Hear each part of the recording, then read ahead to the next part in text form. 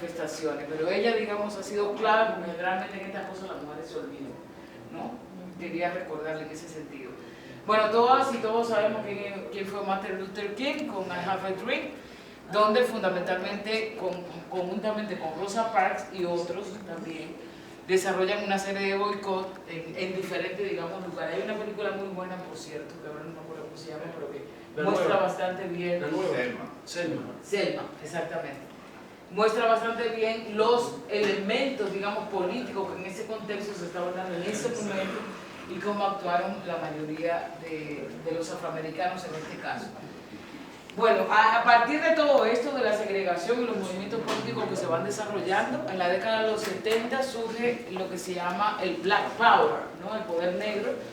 Y una de las, bueno, ahí está Malcolm X como una de las expresiones, digamos, de líderes, pero surge las Panteras Negras, que también Angela Davis formó parte de las Panteras Negras. La Pantera Negra es una apuesta de lucha armada, de hecho su ideología era comunista, pero en este caso afroamericana.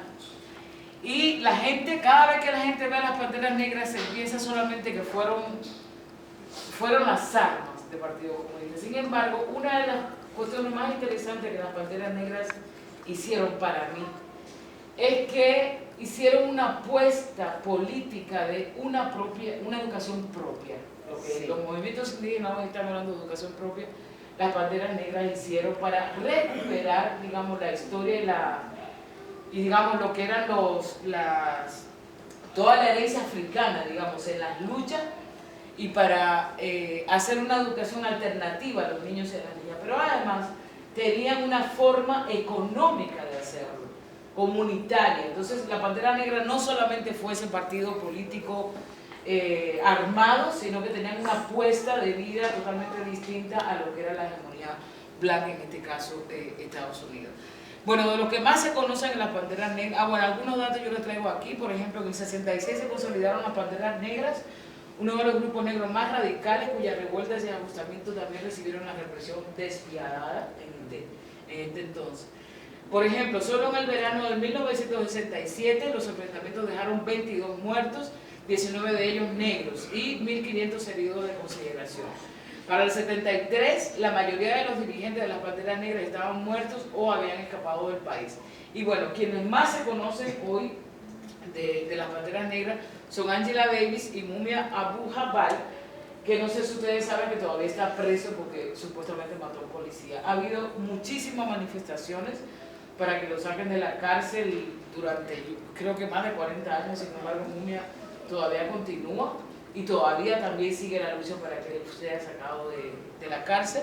Como dice el video, también Angela Davis estuvo presa, pero fue todo un movimiento internacional que presionó para que la sacaran. Bueno, esto es toda una historia que no me voy a meter a eso para que podamos hablar un poco. Hay una cosa muy interesante que para nuestro contexto y para nuestra historia, digamos, como feministas, es importante, y un poco también lo que decía el video, el planteamiento del Black Feminism o lo que fue el feminismo negro, ¿no? El feminismo negro fundamentalmente surge de dos movimientos. Por un lado, el movimiento del nacionalismo negro, que implica, digamos, el movimiento por los derechos civiles, pero otros también movimientos mixtos en este caso, y muchas de las negras compañeras empezaron a cuestionar el machismo de los hombres negros y las violaciones sexuales, etcétera, etcétera, que se estaban dando dentro de la comunidad, y también venían siendo ya feministas, ¿no? Y se articularon a muchas mujeres blancas desde el principio y empezaron a cuestionar el racismo que había dentro del movimiento feminista. Una de las cosas más interesantes que para mí personalmente y para muchas de nosotras, feministas antirracistas y decoloniales, es el aporte que hacen las feministas negras en pensar cómo la raza, la clase, la sexualidad, el sexo no se puede pensar desarticuladamente, es decir, y la misma a partir de su propia experiencia, ¿no? O sea, la mujer negra es una mujer y es negra y es pobre, y si es lesbiana, pues es lesbiana negra, es decir, no se podía separar esta experiencia. Pero además, eso nos permitió a muchas no solamente pensar en la subjetividad y experiencia de la gente concreta, sino también cómo se articulan los sistemas, ¿no? El sistema racista, el sistema clasista, etcétera, etcétera, y que eso es un aporte que da para todos los movimientos sociales y inclusive para el conocimiento. Ha sido para nosotras digamos, un aporte muy interesante que hoy se ha hecho ya teoría muy importante, sobre todo dentro de la academia crítica.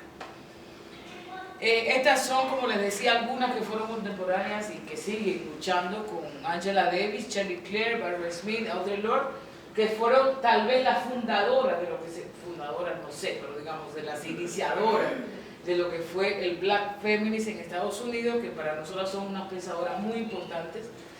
Y esta fue el colectivo Río con Bají, fue el primer colectivo que hicieron ellas, y es muy interesante cómo en su declaración en 1978, que son activistas fundamentalmente, ella dice lo siguiente, para que vean, digamos, la articulación que hace.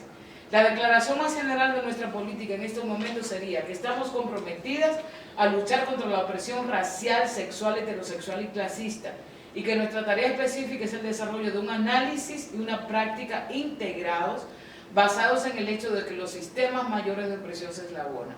Como negras vemos el feminismo negro como el lógico movimiento político para combatir las opresiones simultáneas y múltiples a las que se enfrentan todas las mujeres de color. A partir de ella, que el concepto fundamental que utilizan es simultaneidad de opresiones, entonces vienen otros conceptos importantes, implicación de opresiones, fusión, interseccionalidad, etcétera, que de hecho interseccionalidad es el que más ha tenido fuerza, digamos, a nivel mundial, por ser el más liberal tal vez, ¿no? Que lo propuso Kimberly Crenshaw ya en el 84, exactamente.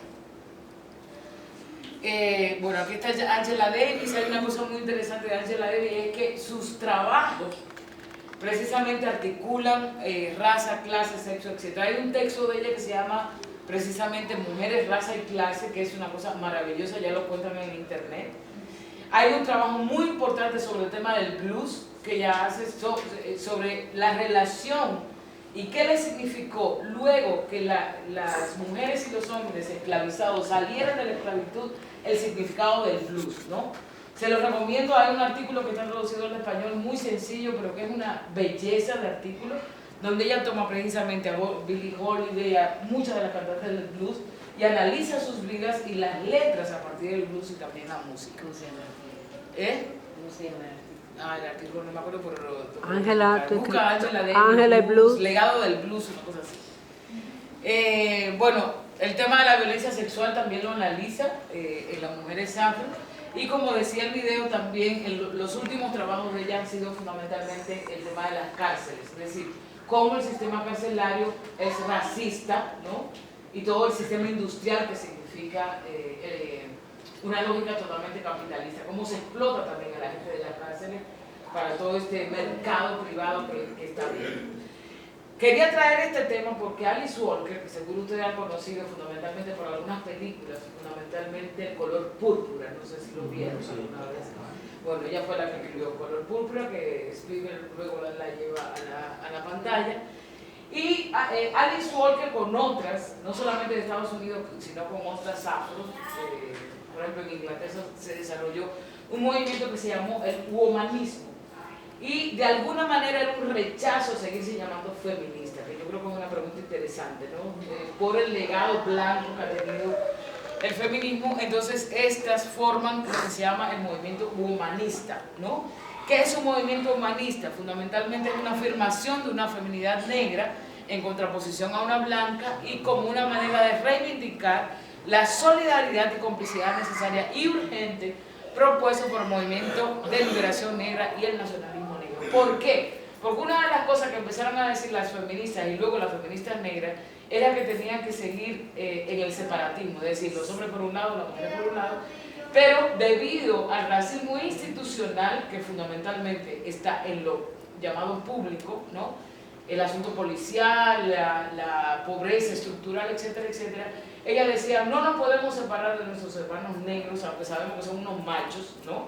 Y tenemos que trabajar, digamos, el machismo dentro de las comunidades negras, pero es imposible para nosotras como mujeres racializadas negras separarnos de nuestros compañeros y compañeras. Yo creo que eso nos invita a pensar en las alianzas posibles, digamos, y que también la izquierda y los movimientos antirracistas negros de nuestros países pues también se piensen su machismo y porque no contribuye. O sea, a mí, por ejemplo, la izquierda latinoamericana y la izquierda caribeña nunca se ha planteado, por ejemplo, el tema del racismo para trabajarlo como parte de la revolución, o el tema de sexismo tampoco, ¿no? Entonces, digamos, estas propuestas nos invitan a repensar las luchas políticas también. Retoma la lucha de las mujeres negras antes de haber nacido el feminismo como teoría, porque es que el feminismo es una apuesta moderna, europea, que hemos muchas retomado, porque no ha servido, pero que le hemos tenido que dar nuestra propia visión, digamos, del feminismo que queremos de acuerdo a nuestro contexto. Y además da un sentido de colectividad, de genealogía negra, y pone en duda los análisis del feminismo blanco. Le voy a poner solamente un ejemplo. Cuando Betty Friedan, que fue una escritora blanca, escribió en el 75 un texto que se llama la mística de la feminidad en Estados Unidos, diciendo que lo que le estaba pasando a las mujeres era que estaban entrando a unos niveles altos de alcoholismo. Ella invitaba entonces mujeres para que salgan de esa depresión y no dependan de sus maridos, salgan a trabajar en las calles para que tengan autonomía económica. Las negras empezaron a decirle: ¿de cuál mujer tú estás hablando? Porque es que nosotros hace tiempo, desde el tiempo de la esclavitud, estamos trabajando en la esfera pública y lo que se llama la esfera privada, inclusive la esfera privada de ustedes, amas blancas, ¿no? Entonces, todas las categorías de división sexual del trabajo, de patriarcado, todo eso empezó a tambalearse en esa lógica del feminismo blanco, cuando el feminismo blanco pensaba que todas las mujeres éramos iguales, ¿no? Y lo que vienen a colocar, digamos, en las afroamericanas, de la cual nosotras hemos vivido muchas de ellas y de las afro de por aquí, es precisamente que no hay un patriarcado indiferenciado, que depende también de la raza, de la clase, del sexo, etcétera, etcétera. Hay una cosa muy importante en términos de la estética, hablando de lo afro, y fue el tema de ciertos eslóganes que se tomaron en Estados Unidos para aumentar, digamos, la autoestima colectiva. El Black is Beautiful fue una consigna muy importante en este movimiento, digamos, de los años 60, y precisamente esa estética, viendo la estética como política, como decíamos al principio, frente a los patrones blancos dominantes. Entonces aquí el pelo natural empezó a reivindicar una cosa africana propia, en este caso bastante contextual. Pongo aquí a Miriam Makeba, porque Miriam Makeba estuvo en el exilio en Estados Unidos. Miriam Makeba, si no saben quién fue una cantante muy importante africana, el patapata, ¿se acuerdan del patapata? Bueno, exacto. Bueno, Miriam Makeba estuvo en el exilio en Estados Unidos y ella ya llevaba en esta época el pelo así y tuvo mucha influencia desde su música también para la estética negra y para el afro en este caso, en este contexto. Otros que tuvieron mucho impacto en la música fueron los Jackson 5, ¿no? James Brown, que en ese momento no se alisaba el pelo, fue el líder de Jimi Hendrix, que fueron, digamos, íconos, ¿no? de la música, pero ligada con la estética, a partir de una estética afro, donde la estética y lo afro, digamos, era muy importante, ¿no? Bueno, más actualmente todavía hay algunos afroamericanos digamos, que son muy destacados por sus afros y su reivindicación negra, ¿no? En el caso de Estados Unidos. Y aquí yo quiero volver a nosotros. O sea, yo quiero recordar esto porque a veces vemos en Estados Unidos, ¿no? Y yo creo que yo recuerde, en términos y esto es desde el arte, porque yo creo que la mayoría hemos sido artistas, Xiomara Fortuna, Marily Gallardo, Celia Galván, que en ese momento estaba ahí, y yo, y bueno, luego viene ya Bienvenida, Maribel, etc. Yo creo que aquí en Dominicana hemos formado un movimiento artístico, estético, antirracista, antisexista, que ha sido muy importante. Muy importante, yo creo que ese trabajo lo tenemos que hacer para recoger esas experiencias, porque antes, yo recuerdo cuando conocí a Xiomara Fortuna que me impresionó este pajón que tenía en el escenario, que yo así alucinaba, vestida de azul siempre con Yemaya. Marily Gallardo, que fue la primera que conocí con rastas, en esa época no era una moda las rastas, ¿no? Luego le sigo yo, Celia, etcétera. Cuando estuvimos en Casa por la Identidad de las Mujeres Afro, hicimos mucho trabajo para reivindicar el pelo natural, y gracias a ese trabajo, seguro que hay mucha gente más, Pero gracias a ese trabajo, hoy vemos chicas tan jóvenes. Mira, nosotros ayer... Eulalia. Estaba ayer en el jazz en la zona y vi una cantidad de chicas jóvenes con su pelo natural. Yo decía, esta vaina en mi tiempo no existía. De hecho, ¿cuánta violencia recibimos nosotros por eso? ¿No? Y menos mal que existíamos también colectivamente. Entonces yo sí creo que eso es un trabajo que hay que hacer, de recuperar, digamos, esa memoria, que han sido fundamentalmente mujeres que hemos trabajado, digamos, el tema de cómo dejarnos el pelo natural como una parte de la política y la estética antirracista y antisexista.